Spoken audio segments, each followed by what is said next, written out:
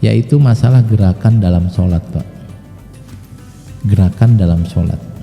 Saya ingin sampaikan semua gerakan terkait sholat itu boleh. Semua gerakan terkait sholat, walaupun banyak. Tapi kalau nggak terkait sholat, itu bisa membatalkan.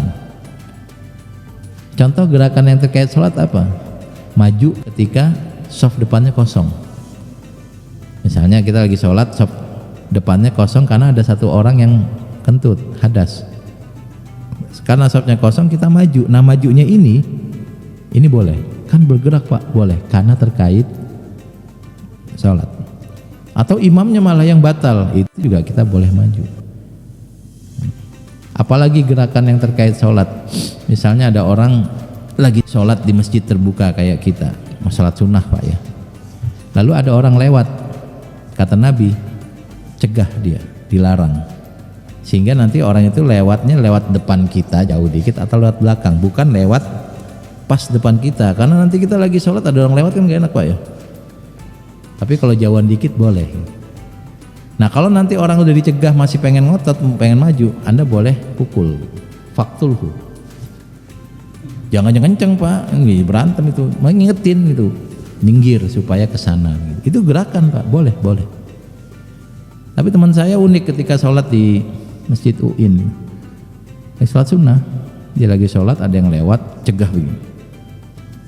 Lalu orangnya kaget, dia mundur dikit, dipegang tangannya malah salaman. Batal sholatnya, Pak.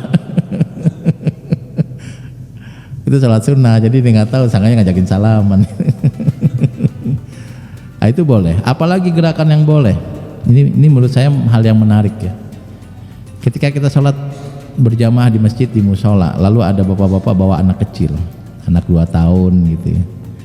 Pas bapaknya lagi sujud, anaknya naik ke pundaknya. Lalu bapaknya bangun, Allahu Akbar, anak masih gantung. Kita di belakang yang ngeliat nih anak mau jatuh, itu kita boleh nolong anaknya, Pak. Maju 2 langkah, ambil anaknya, turunin. Bukan malah dalam hati ngitung 3, 2, 1 brak gitu. Bukan. Loh, kok bisa, kan ini nggak terkait sholat, itu terkait sholat. Sebab kalau anak ini jatuh, dia nangis, bapaknya nggak khusyuk, kita nggak khusyuk, imam nggak khusyuk. Pasti imam bilang, ini siapa bawa anak berisik banget, nangis lagi. Bapak juga bilang, ya Allah berisik banget nih anak ini, imam bacanya lama lagi. Jadi saling nyala-nyalain itu.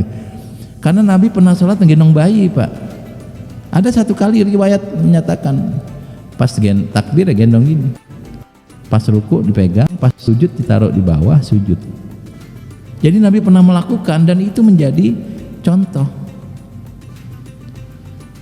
Nah, makanya Bapak dan Ibu sekalian, kalau saya boleh usul, kalau ke masjid itu bawa anak yang udah ngerti, jangan usia 2 tahun. Itu kadang-kadang saya lagi sholat, anak 2 tahun ini jalan, Pak, ngerayap kemana sampai ujung, itu saya deg-degan itu. Duh, nih bocah mau keluar lagi ke sini. Ya bapaknya kan tenang-tenang aja, kita yang di belakang ngeliat, ya. Terus kalau anak-anak kecil usia, ya anak-anak TK gitu, didampingi gitu. Masjid itu nggak boleh ditutup untuk anak-anak menurut saya. Jadi biarkan mereka datang, tapi harus ditemenin supaya nggak bercanda. Jangan, kan ada yang bilang tuh masjid tuh harusnya nggak ada anak-anak, Pak. Mereka main yang megang anak-anak, Pak. Ya tapi berisik, namanya juga anak-anak, Pak. Udah kalau gitu nggak boleh aja, jangan dilarang menurut saya, tapi didampingin supaya mereka bisa khusyuk. Ya paling nggak selama sholat nggak usah bercanda, setelah sholat bercanda lagi boleh, gitu kira-kira, ya. Nah tapi konteksnya ini ada anak kecil gelantungan gitu, ya kita tolong, itu sah, Pak, nggak batal sholatnya.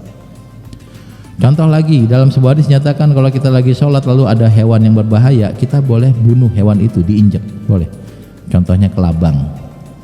Tapi lihat binatangnya, Pak. Kalau ular kobra jangan diinjek, Pak, nggak bakal mati. Kitanya yang malah masuk UGD. Ya kalau ada ular kobra kita lari aja, Pak. Ini saya nggak tahu nih orang sholat di mana ada ular kobra ini. Ya siapa tahu Bapak lagi sholat di outdoor gitu, lalu ada ular kobra, ya. Tapi setahu saya ular juga menghindari manusia, ya saya nggak tahu lah. Tapi itu begitu, boleh.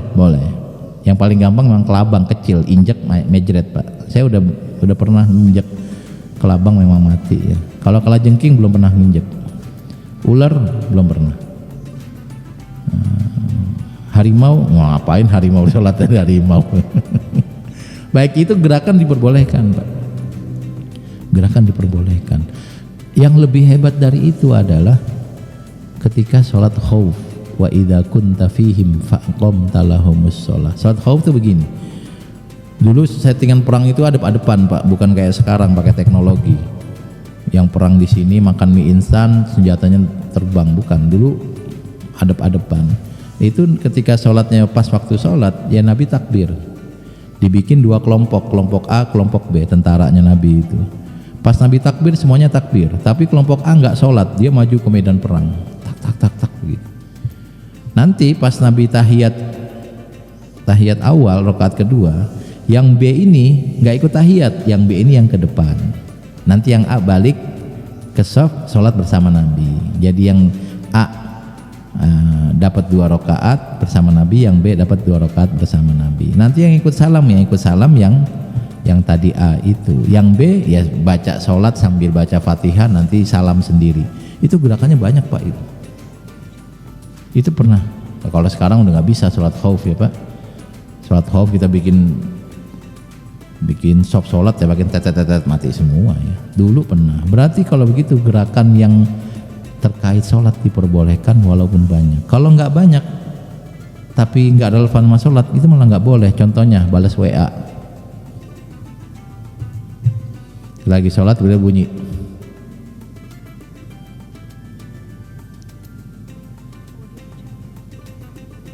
ini cuma 1 jari Pak yang gerak nih, itu malah nggak boleh, Pak. Kan cuma 1 jari, Pak. Iya, tapi fahisyah, dianggap gerakan yang buruk. Emang ada orang saat buka WA? Ada. Di sini nggak ada, Pak. Ini kan masjid orang baik. Lawang ada yang sholat sambil jawab WA, bisa kok. As-sholah. Maksudnya bilang kalau dia lagi sholat, tapi ngomongnya begini gitu. Ada gitu? Ada. Terus gimana? Batal. Karena walaupun geraknya sedikit nggak relevan dengan sholat. Tapi kan di sini nggak ada, Pak. Iya, saya bilangin supaya nanti jangan kaget kalau ada orang yang begitu, kita tahu hukumnya tidak sah. Kalau ngupil gimana? Nah itu saya nggak tahu nih, Bapak ngupil relevan atau enggak? Orang ngupil kan salat